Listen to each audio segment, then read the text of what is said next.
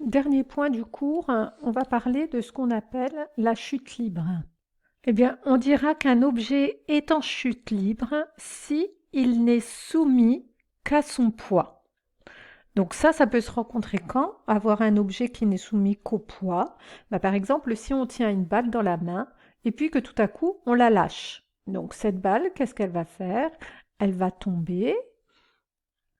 Et donc, tant qu'elle n'a pas encore atteint le sol, eh bien cette balle qui est entre la main et le sol, ici, tant qu'elle est ici, elle est soumise à quoi? Elle est soumise à son poids qui la tire vers la terre.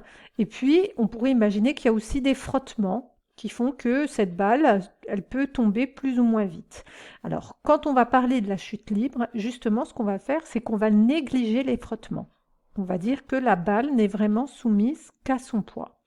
Et justement, quand on a, donc c'est quelque chose qui dans la réalité, tant qu'on est dans une pièce, on ne peut pas réellement réaliser une chute libre puisqu'il y a toujours des molécules d'air. Ça, c'est une expérience qu'on ne pourrait réaliser que s'il y a un vide. Le vide, c'est-à-dire qu'on a retiré toute la matière et puis on lâche une balle. Quand on lâche donc une balle, cette balle, elle est soumise qu'à son poids, hein, et on va se poser la question sur quel est son mouvement dans ce cas-là.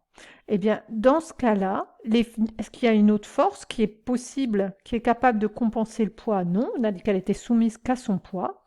Et là, étant donné qu'elle est soumise à une seule force, obligatoirement, les forces ne se compensent pas. Il y a une seule force qui n'est compensée par rien du tout.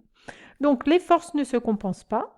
Et donc, d'après le principe d'inertie, le mouvement n'est pas rectiligne uniforme.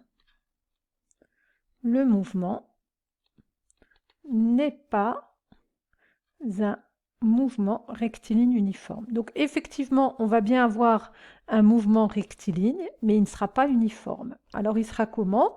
Il sera soit accéléré, soit ralenti, hein. Quand on lâche une balle, eh bien on observe que la balle va de plus en plus vite. Donc ici, c'est un mouvement rectiligne accéléré. Et puis au contraire, si on lançait la balle vers le haut, donc on lui donnait une certaine vitesse au départ, eh bien pareil, le mouvement ne pourrait pas être rectiligne uniforme, hein. Cette balle, elle ne va pas aller dans le ciel jusqu'à l'infini, non, à un moment, elle va ralentir jusqu'à retomber. Donc le moment où elle monte, c'est un mouvement rectiligne ralenti.